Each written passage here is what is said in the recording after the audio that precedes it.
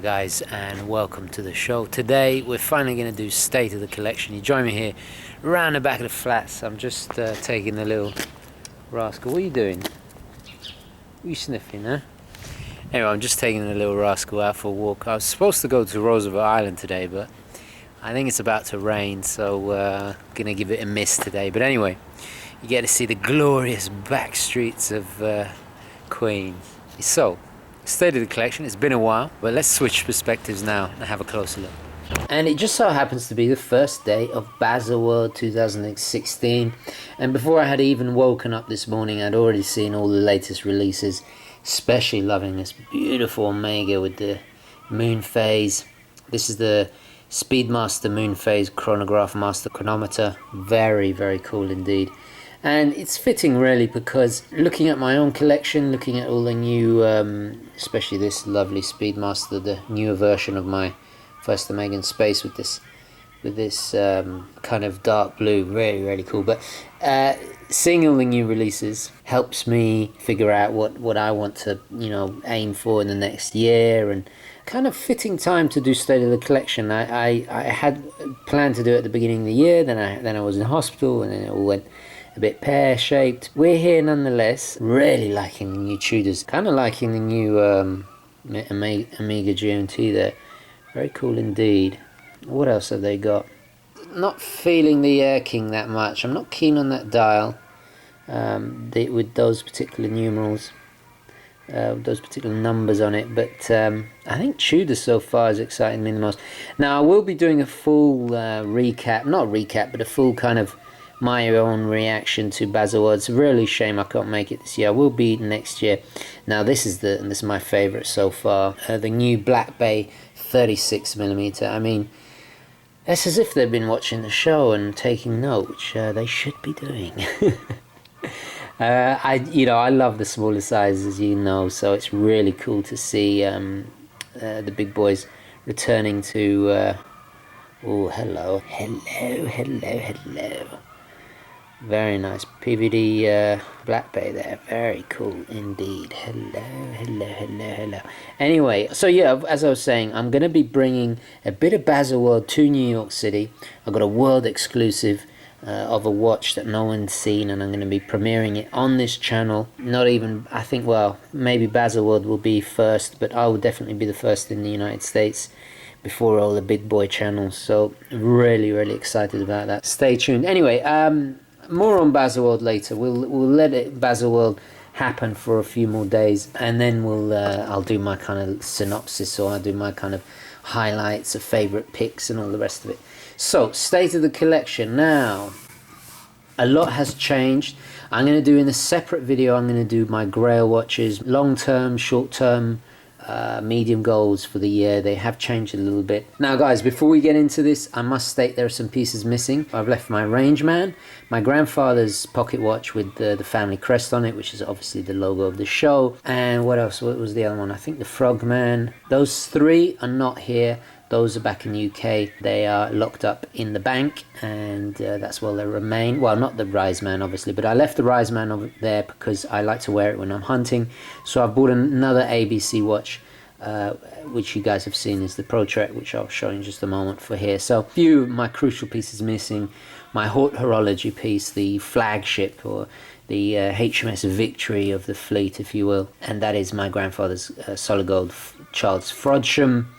Beautiful, beautiful piece with the lion, rampant lion holding the cross, which is obviously my family's crest, and that is back in the UK. So let's look at the other keepers of my collection. Well, obviously it's my Rolex Submariner, the ceramic. It's not going to go anywhere. It's really is a backbone of my collection. It's been on so many adventures, and deserts and beaches, and I bashed it about, sailing, flying here, everywhere. It's been all over the world with me. I've done tons of videos on this. It's got my favorite bracelet ever made, my favorite clasp ever made. Everything about this case and the shape, it's just, I love the modern updates to this particular one with the more robust modern updated movement that really is tough. I mean, I've really bashed this about. I've even dropped it, and it's just still working absolutely fine. I was due to service it, but I don't think so. I'm gonna give it a few more years. Rolex have extended the time they recommend for servicing, so that's really, really cool. So my ceramic sub, that's definitely not going anywhere. Right, and my next keeper is, of course, my Omega, first Omega in space. This is the 39mm one. Yeah, 39mm one. I've put it on this camouflage strap just for a bit of fun. It works on any strap, it really does. I absolutely adore this. This is definitely not going anywhere. One of the few luxury pieces I actually bought brand new. I'm its first original owner, and I intend to be its last. I'm never going to sell this. It's very important for me. I got this the second time I went into hospital last August when I came out. It's my favorite chronograph. I just love this version of it with the alpha hands and the kind of more retro, without the crown guards, the more kind of retro early Speedmaster styling. It's very subtle, hardly noticeable. I mean, at first glance it just looks like another moon watch, but then when you really notice it, you start realizing it's actually something a little bit more special, and this is the numbered editions. So definitely not going anywhere, another keeper of my collection. It feels weird not wearing any watches, I really hate it, so I want to hurry up and do this review. So moving on, the next piece, another definite keeper. I was just wearing this actually yesterday, and this is without a doubt one of my favorite. I just adore the Squale 1521. My love affair with this watch only grows. It's so special to me. It's a brand with an incredible heritage to them, with a really long list of achievements. The case of this is based on the case they did for Blancpain. What I love about it, it's not a homage, it's very much its own thing. It has this kind of retro styling, but yet yeah, it's so fun. It's affordable. There is a bit of a waiting list to get these now, because I do understand they're hard to get, but it's just such an outstanding watch. There are drawbacks, you know, the bezel's it's notoriously, the bezel is it's not the best in the world, though they have updated it with this new screw down little bezel here. But I just love this watch. I love the sunburst dial. It's just such a fun, the azzurro reminds me of Italy. It's got that orange hand. I will never tire of this watch, and it's a definite keeper. And so actually, this is my rebuy of the 1521. It's my third one now, and my fourth one. I'm sticking with this one. I've had the black one with the polished case. I had the black PVD version, which the PVD is actually done by Beretta, which is really, really cool. Probably one of the best PVD watches I've ever had. But this is a definite keeper, and it's not going anywhere anytime soon. And I've dressed it down on this grey strap because it's such a bright, fun colour. I think I dressed it down on this NATO. Okay, I'm moving on. Now here we have quite a recent addition to my collection. This is the Tudor Prince Day Date with the linen dial, of course. This really kind of filled in a void I had. I sold the Tudor with the Ranger dial, and I sold before Christmas to raise money for my Navitimer. I sold my Rolex Datejust. That was a brand new Rolex Datejust with the blue sunburst dial, Roman numerals, and I kind of needed a dress watch. Ideally I wanted the Rolex President, a gold one, but as you guys know, they're frightfully expensive. But I wanted something dressy, I wanted something vintage, and I just came across this deal. It was just too good to pass up, so I jumped on it, and it's been a real big success. I'm enjoying this particular Tudor a lot more than my previous Tudor.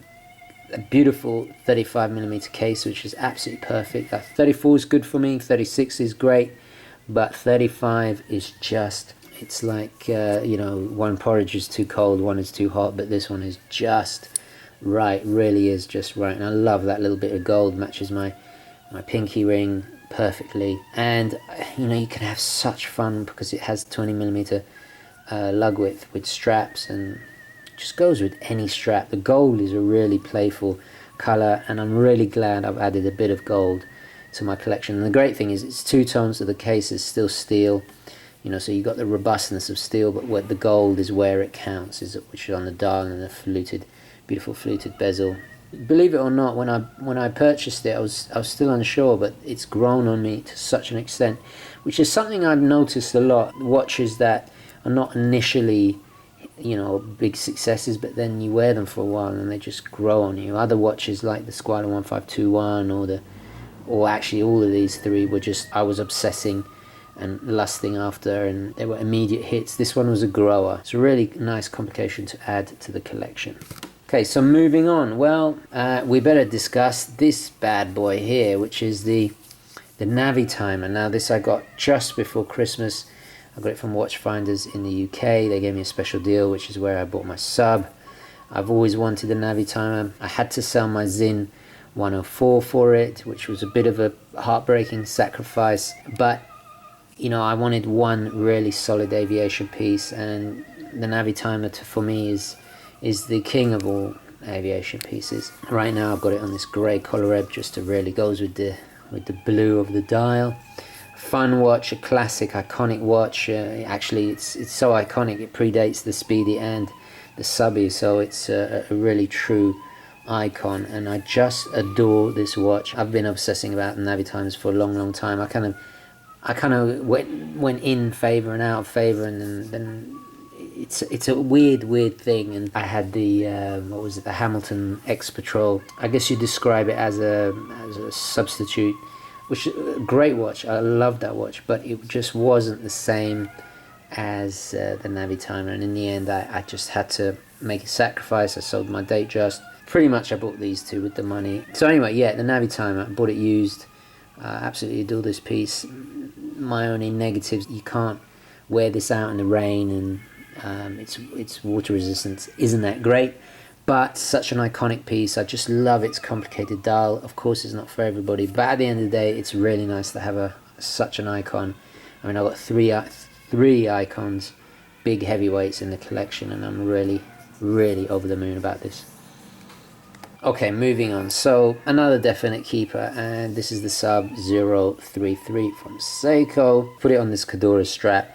My wife's been wearing this a hell of a lot, so I don't actually get to see it that much, but when I do, I just immediately fall back in love with it and realize all the things that I just adore about it. It's a definite keeper. It's not going anywhere. I've actually since sold the Hamilton, what was it, the Instrumatic, I can never remember. It's just a really great everyday watch. It's so solid. The movement is one of my favorite Japanese movements. It's just outstanding. Huge power, 50-hour power reserve, solid as a rock. You can bash this about, does not matter. A very affordable watch for what you're getting, completely in-house. Beautiful 38mm size.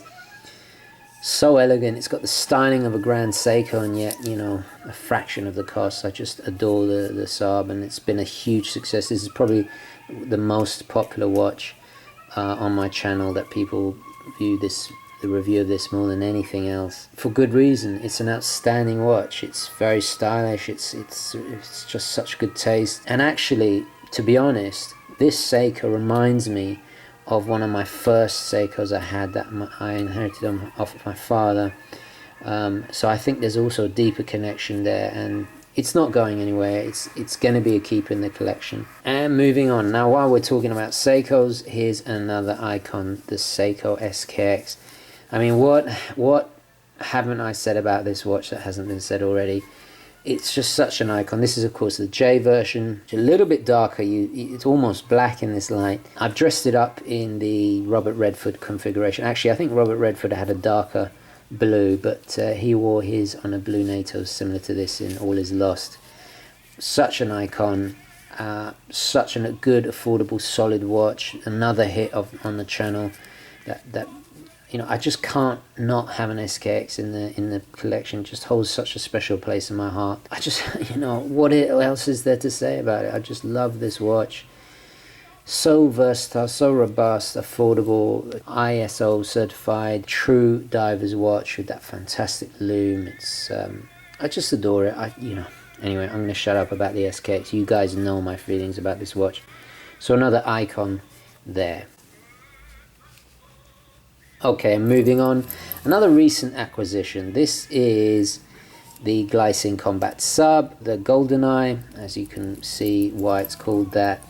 It is a big watch. It's a little bit too big for me, but because of this thin case and curved lugs, fits amazingly well. I just love it on this mesh. I've since sold the Squale Heritage that had a similar color scheme, but with the stainless steel case. There was too much overlap, and besides, I've got my 1521. I just want to have one Squale. Well, I say that, I'll probably get another one eventually. But yeah, the Combat Sub, really fun.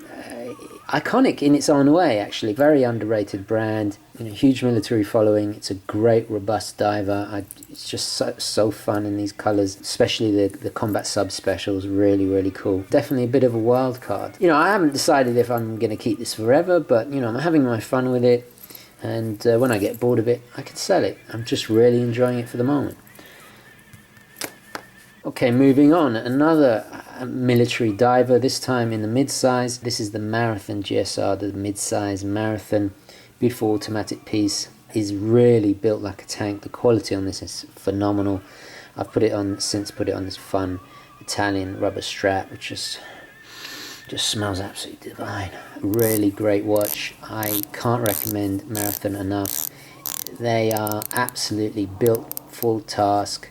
I love the mid-size, very comfortable. With, of course, the tritium loom, which is absolutely fantastic. Will last for, I think, 25 years. Really having fun with this. Bit of overlap because I've got a few too many mid-range divers. I think I'm going to duel them and then probably sell one off. I'm not sure which will stay, which will go, but I love this watch all the same. Marathon are very underrated. They really make high quality watches for the money. I'm not going to be everybody's cup of tea because they are it's almost as if it's all about function, you know. But I must say, this is one of the best bezels I've seen on this price range. This is a watch that you can depend your life on. It really is. And at the end of the day, that's, I guess, why they get all those military contracts that they're so famous for. So yeah, a little mid-sized beauty, but don't let its small size fool you. It's hard as nails. Yeah, definitely hard as nails.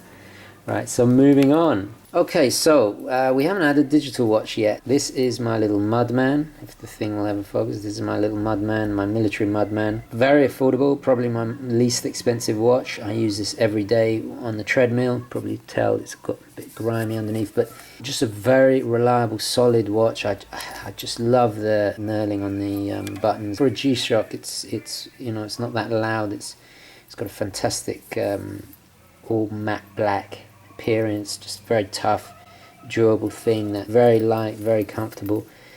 One of my favorite G-Shocks, always will be. I've left the Rise Man in the UK, but I've got this one for over here. Okay, moving on. What is this? My third Seiko. Well, you can tell I love Seiko. This is the Flighty, or the Flightmaster. Oh, I call it Flighty. I tend to do that. Yeah, I put Ys on everything. I don't know why I do that. I think I got it from my parents. But anyway, the Flightmaster, really solid quartz aviation watch with a dual time zones and an alarm, with double-handed sub-dial there for its second time zone. Screw down pushers, which is quite unique, and you unscrew it and to access that lovely sweeping chronograph. Really nice little touch. Very solid, quite thin, slender. Just it's been in the wars. And I've put it on the thin leather one piece from Wrist Candy Watch Club. Just suits it perfectly. Very fun watch, very robust, a great beater. One of my most affordable watches, but definitely a favourite. And actually, I'll say a keeper as well. I really do love this Seiko. My collection will always have a Seiko in it. Will always have a Rolex. Will always have a Speedmaster, an Omega Speedmaster, a Squale 1521, a family heirloom piece. It's just crucial.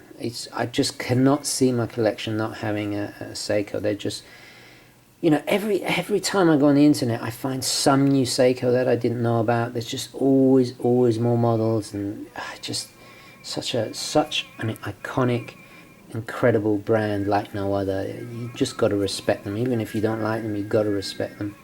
Anyway, my Seiko Flighty, great little aviation piece, cracking good watch in a small 40mm case, just love it.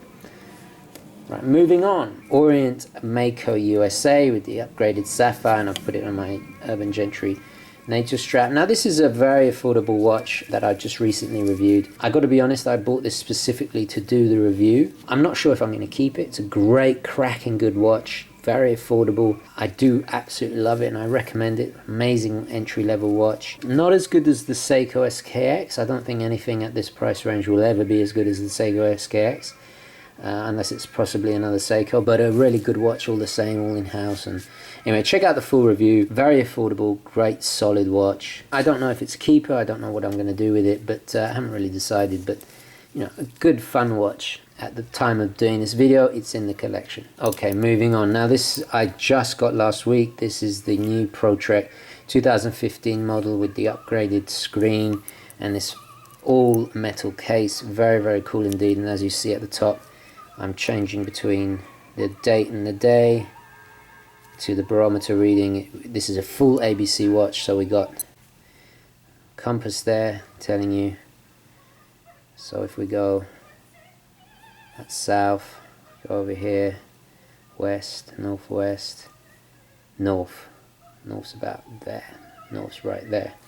We got a barometer telling you temperature, telling you the air pressure, and you can actually forecast the weather a little bit. Very, very useful if you're outdoors. There's an altimeter.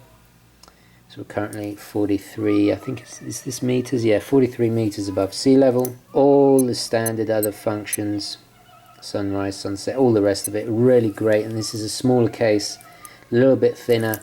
Very comfortable. Just a really great all-round watch from Japan. This is a Japanese domestic model. I've yet to review this. I don't know if it's going to remain in the collection, but I am having a lot of fun, and it definitely is maybe the best Pro Trek I've seen so far. I can already tell you that, definitely. I had the one with negative display previous to this. It wasn't as robust as this, and the screen wasn't as good. I prefer this particular display, but anyway, full review coming up soon.